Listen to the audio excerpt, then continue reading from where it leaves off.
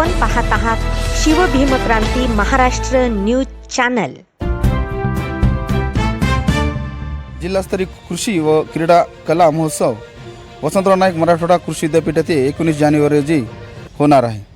या कार्यक्रमाचे उद्घाटक म्हणून विभागीय कृषी संचालक दिवेकर यांच्या हस्ते उद्घाटन होणार असून 3 दिवसीय कृषी तरंग 2023-24 व कला स्पर्धेचे उद्घाटन वसंतराव नाईक मराठवाडा कृषी विद्यापीठाचे अधिष्ठाता डॉक्टर धनी गोखले यांच्या हस्ते होणार आहे।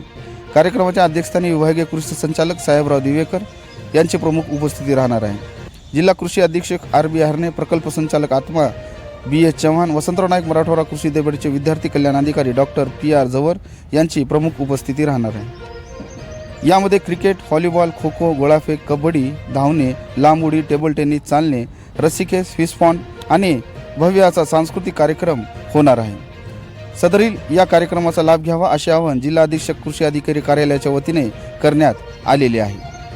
बुद्धीमध्ये चालना व्हावी आणि रिफ्रेशमेंट व्हावी यासाठी हे या ठिकाणी खेळाचे नियोजन केलेले आहे। त्या ठिकाणी जिमखाना ग्राउंड आणि दगडी ग्राउंड या 2 ग्राउंडवर आमचे ॲथलेटिक्स वगैरे सगळे त्या ठिकाणी जिमखाना ग्राउंडवर आहे। क्रिकेटचा सामना आहे, आत्ताच या ठिकाणी बघितलेला आहे। दगडी वसतिगृह या ठिकाणी हा क्रिकेटचा सामना या ठिकाणी घेण्यात आलेला आहे आणि 19 ते 21 या तारखेमध्ये हे आमच्या या ठिकाणी खेळाचं नियोजन आहे। 19 जानेवारी रोजी जिंतूर रोड येथील महात्मा फुले शाळा सभागृहात सामाजिक न्याय आणि अधिकारिता मंत्रालय, भारत सरकार, दिव्यांगजन सशक्तीकरण विभाग, सामाजिक अधिकाराचा शिबिर च्या वतीने दिव्यांग बांधवांसाठी भारत सरकारच्या एडिट योजनेअंतर्गत सहाय्यक उपकरण वितरण कार्यक्रम संपन्न झाला। या कार्यक्रमाच्या अध्यक्षस्थानी खासदार फौजिया खान होत्या। माजी आमदार विजय गव्हाणे, माजी आमदार विजय भांबळे, माजी नगरसेवक जाकीर लाला, माजी नगरसेवक विकास लंगोटे, डॉक्टर विजय कानेकर, अहमदभाई, रमाकांत कुलकर्णी, गोविंद यादव यांची प्रमुख उपस्थिती होती। यावेळी खासदार फौजिया खान यांनी अध्यक्ष समारोप म्हणाले की या अगोदरही दिव्यांग बांधवांसाठी शिबिर घेण्यात आलेले आहेत। आज तब्बल 1286 सहाय्यक उपकरण वाटप आम्ही करत आहोत। यामध्ये प्रामुख्याने ट्रायसिकल 204, व्हीलचेअर 138, कर्णबधील उपकरण 300, वॉकिंग स्टिक 183 आणि विविध असे सहाय्यक उपकरण आज वाटप करण्यात आले आहे। खासदार सुप्रिया सुळे यांच्या माध्यमातून तब्बल 1 लाख दिव्यांग बांधवांना सहाय्यक उपकरणांचं वाटप करण्यात आलेले आहे। याचा आम्ही आदर्श घेतला आहे आणि हे उपकरण दिव्यांग बांधवांना देऊन त्यांच्यावर कोणी उपकार करत नसून तो त्यांचा अधिकारच आहे, हे सुद्धा फौजिया खान यांनी सांगितले। दिव्यांग बांधवांसाठी भविष्यातही मोठ्या प्रमाणात सहाय्यक उपकरण वाटप तसेच दिव्यांग बांधवांना मोफत तपासणीचा कार्यक्रम सातत्याने यापुढे देखील घेण्यात येणार आहे। यासाठी दिव्यांग बांधवांनी संपर्क साधावा।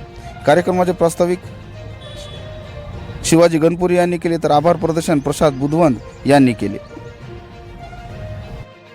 जिल्ह्यातील दिव्यांग लोकांना साहित्य वाटपचा कार्यक्रम आज या ठिकाणी घेण्यात आलेला आहे आणि आजच्या ह्या कार्यक्रमासाठी ज्यांनी पुढाकार घेतला, फौजियाताई मॅडम यांच्या पुढाकारानं सगळं साहित्य आज वाटप होत आहे आणि हा अतिशय चांगला उपक्रम या ठिकाणी झालेला आहे आणि हे दिव्यांग लोकांना चांगल्या प्रकारचं साहित्य आज या ठिकाणी वाटप झालेलं आहे।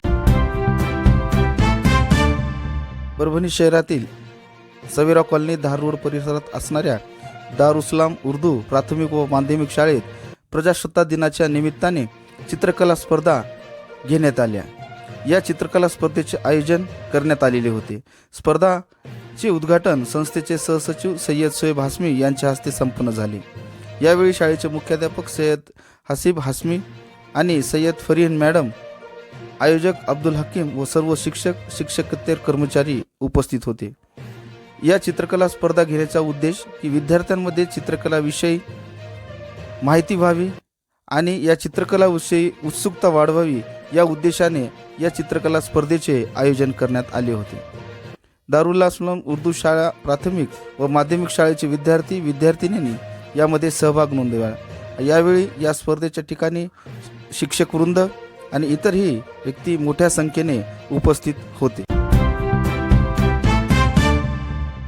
परभणी तालुक्यातील कारेगावात एक अपघाताची घटना समोर आलेली आहे।